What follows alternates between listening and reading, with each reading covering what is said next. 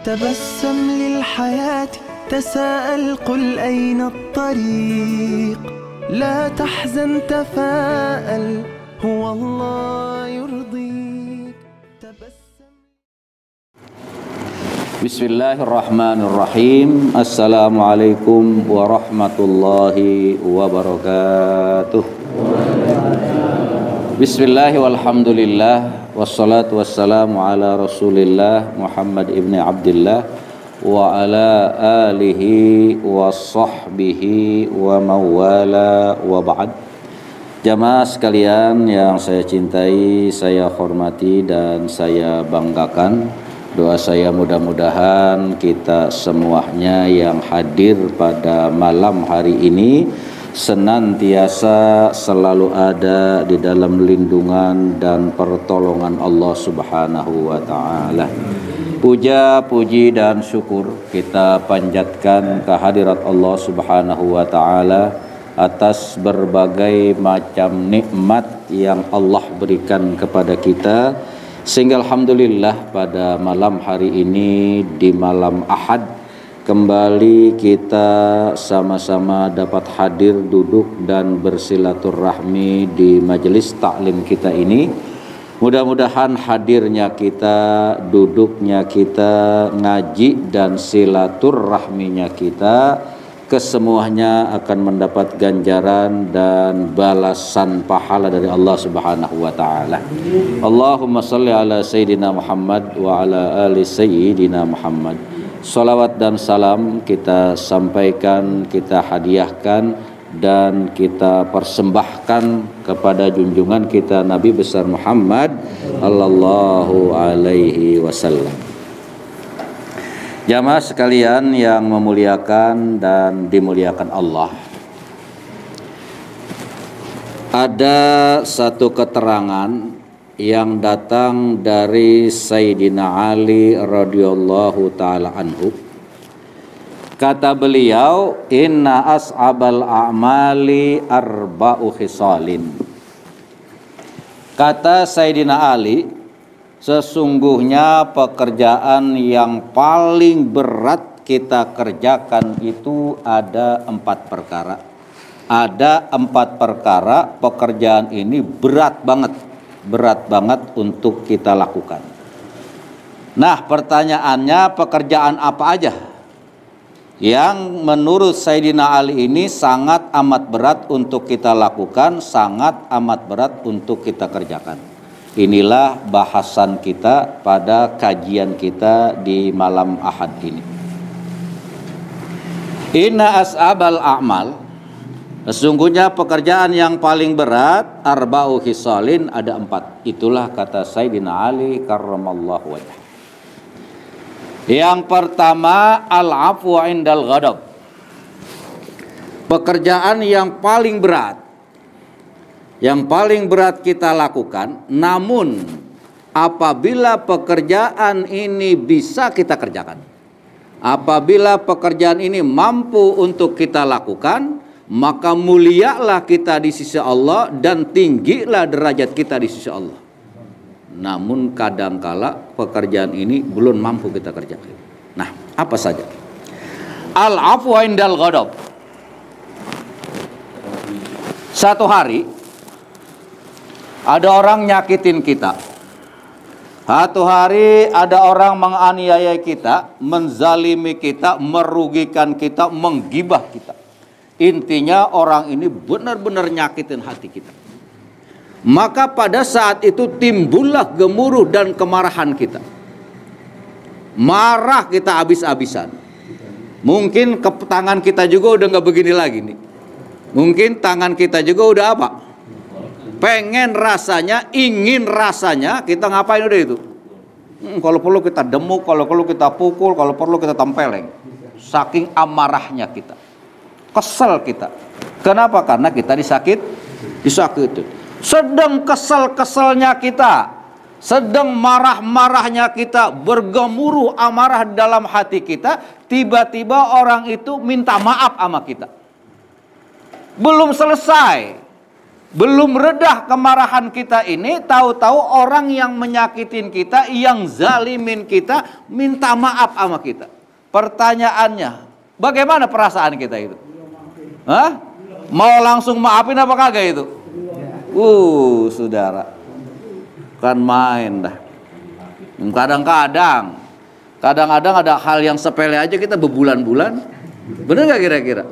Yang kadang-kadang kita belum tabayun nih, belum tahu kepastian, belum tahu kejelasan yang pasti.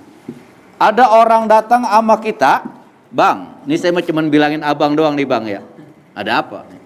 Abang itu diomongin loh bang sama si A, begini. Kan kita belum tahu itu. Apa si A bener ngomongin kita, apa si A bener jelekin kita, apa si A bener zalimin kita belum tahu. Kita baru nerima apa itu? Baru nerima kabar, baru nerima omong.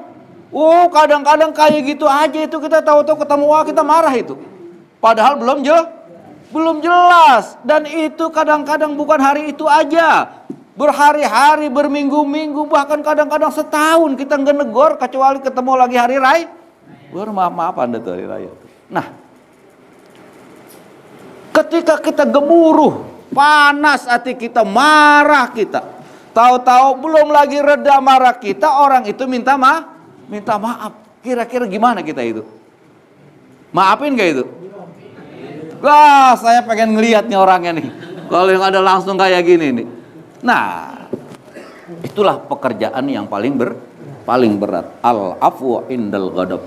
Memaafkan ketika hati ini bergemuruh, sedang marah-marah. Nah, ketika kita mampu memaafkan seseorang, padahal hati kita ini lagi apa nih?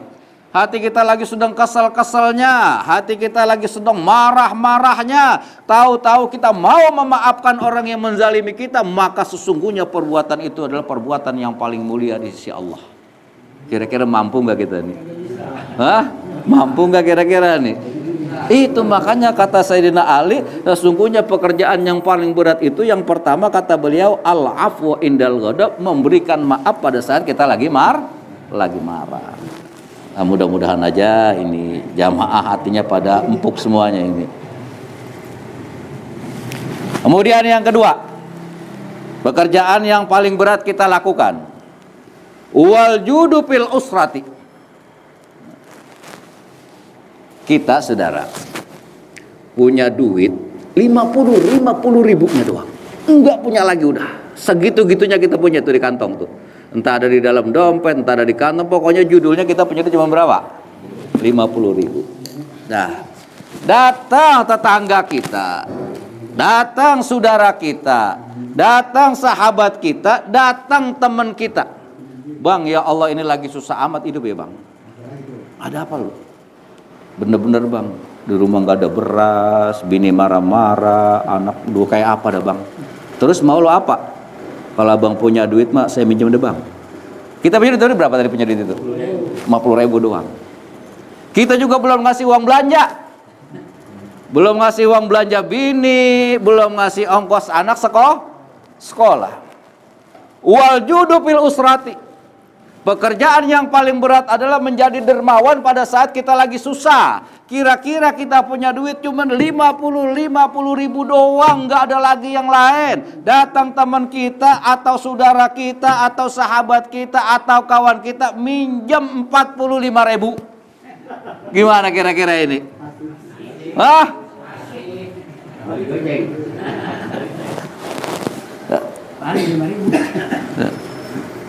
Berat gak kira-kira? Berat. Kalau kita punya 1 juta mah, di dompet kita ada uang berapa? Ada uang sejuta. Datang saudara kita, datang teman kita, sahabat kita, kawan kita atau keluarga kita, bang saya minjem duit dulu bang 50 ribu. Empuk gak kalau gitu mak? Empuk. Masih ada berapa? Masih ada 950 ribu. Jangankan 50 ribu, dia minjem 100 juga mungkin kita kasih. Kenapa? Karena sisanya masih apa tuh? Tuh, hal itu memang gak penting. Mudah pekerjaan. Yang berat mak, kita lagi susah, kemudian ada orang minjem, bisa nggak kita itu? Tuh. Dan ini baru ada 1 orang murid saya yang begini. Kan banyak nih murid saya nih. Baru ada 1 orang saya perhatiin yang kayak begini, Pak Haji Udin. Pak Haji itu punya duit 5 juta, 5 jutanya saya minjem 4,5 juta dikasih sama beliau tuh. Padahal dia tinggal 500 nih orangnya itu ada tuh. Cuman saya belum pernah minjem. Belum. Ini. Lihat. Wal judu fil usrah. Menjadi seorang dermawan dalam posisi dia sendiri lagi susah. Ini pekerjaan. Nah, kalau ini mampu kita lakukan, kalau ini mampu kita kerjakan, maka pastikanlah bahwa kita ini adalah orang yang memiliki derajat yang tinggi di sisi Allah, orang yang mendapat kemuliaan di sisi Allah. Kenapa kita lagi susah aja masih mau berbuat baik, apalagi kalau kita lagi apa? Tuh, sahabat, besok saya nguji sama murid saya ini. Atu-atu saya datengin ke rumahnya ini, atu-atu ini. Saya minjam duit, kira-kira dapat apa kagak ini ya? Hah? Saya mah kagak minta duit dah. Saya minta beras aja deh buat santri saya dah. Kagak minjam duit dah. Ada Pak RT itu ya enggak?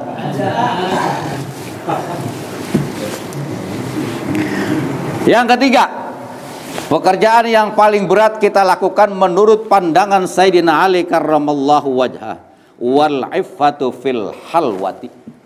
Menjaga diri kita dari perbuatan maksiat dan dosa saat tidak ada orang lain yang lihat diri kita. Nggak ada yang lihat. Siapapun nggak ada yang lihat, satu pun nggak ada kecuali Allah. Allah kita nggak lihat.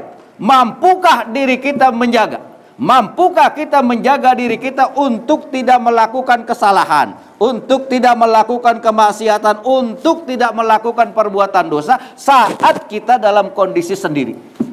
Artinya nggak ada yang lihat kita. Mampu nggak kita nih?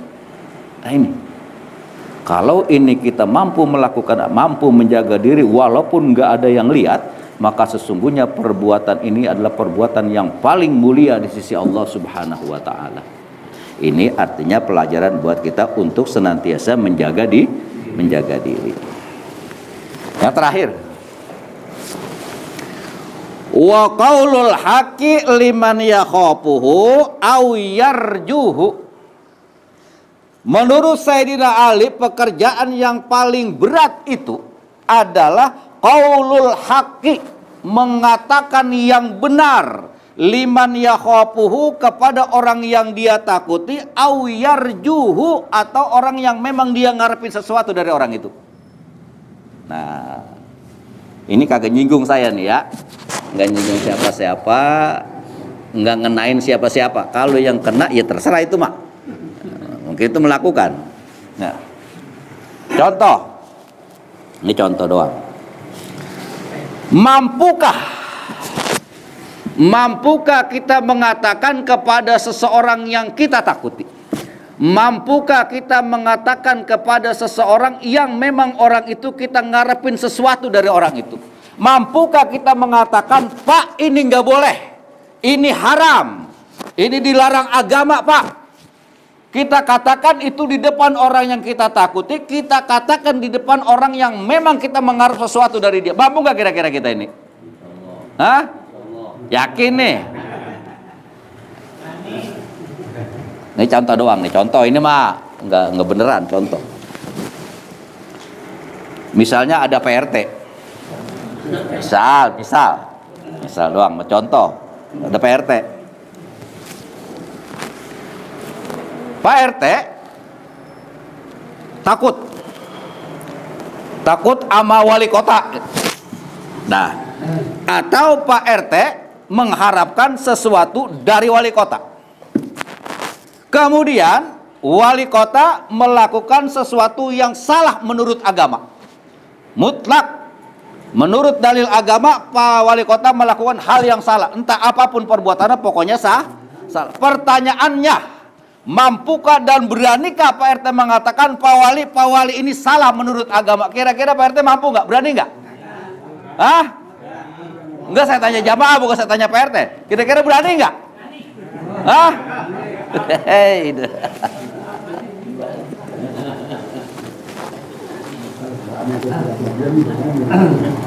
Ini saya nyampein ke jamaah ya.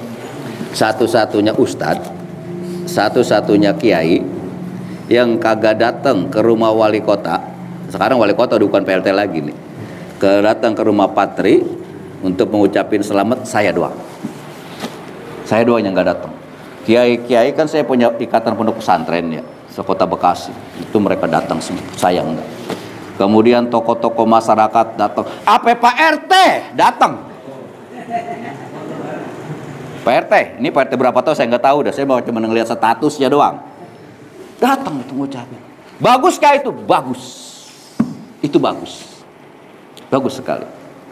Lalu kenapa saya Kiai Barudin kagak datang? Saya punya prinsip. Saya punya prinsip dalam kehidupan saya. Yang pertama, saya bukan orang yang suka mencari wajah. Saya bukan orang yang suka mencari muka di depan orang. Itu yang pertama saya tuh. Yang kedua, prinsip saya mendoakan seseorang yang kita doain itu nggak tahu kalau dirinya kita doain, maka itu jauh lebih baik dari segalanya. Makanya saya ketika saya membaca ada berita bahwa Patri yang PLT diangkat jadi wali kota, saya langsung angkat tangan. Ya Allah, mudah-mudahan Patri diberikan kesehatan, panjang umur, dan bisa mensejahterakan rakyat Bekasi. Itu doa saya tuh. Pertama saya angkat tangan tuh, untuk wali kota yang sekarang. Tapi tahukah beliau saya doain? Hah? Enggak sama sekali. Mungkin pandangan beliau mah cuma saya aja yang kagak datang. Tapi pertama saya membaca, melihat bahwa beliau dilantik jadi wali kota, saya itu yang mengangkat tangan, saya doain. Nah, menurut pandangan saya maka pekerjaan yang paling bagus. Mendoakan seseorang yang orang kita doain dia kagak tahu. Jadi kalau saya makanya nggak datang. Kalau yang orang Jerman ini orang Jerman. Itu dia datang ke sana sama RW-nya, sama grup-grupnya, apa pakai kaos merah dia mau datangnya itu. Bayangin itu tuh. Apa enggak luar biasa itu untuk mengucapkan kepada pimpinannya? Enggak, itu orang Jerman toh. Orang Jerman orang sini mah enggak. Bayangin itu tuh. Nah, bagus mengucapkan selamat kepada pimpinan. Tapi yang lebih baik lagi adalah mendoakan seseorang yang orang kita doain dia nggak tahu dirinya kita doain. Itu yang paling baik. Dan itu menurut agama, bukan menurut pandangan. Menurut agama, kedoakanlah orang yang orang itu kita tidak tahu. Orang itu nggak tahu kalau dirinya kita doain, maka saya doain. Kita juga semua nih rame-rame yang ngaji di sini nih. Yang pada ngaji malam ini kita doain. Karena beliau sekarang udah jadi pimpinan kita, sudah mutlak menjadi wali kota Bekasi, kita doain.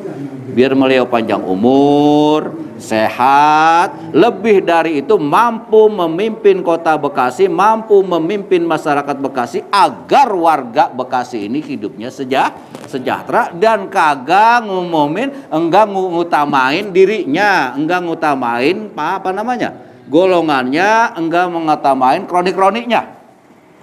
Dari apapun dia, dari manapun beliau, kita berharap mudah-mudahan setelah menjadi pimpinan kita berupaya semaksimal mungkin mensejahteraan kita sebagai masyarakat Bekasi. Nah, mudah-mudahan apa yang saya sampaikan ada manfaatnya.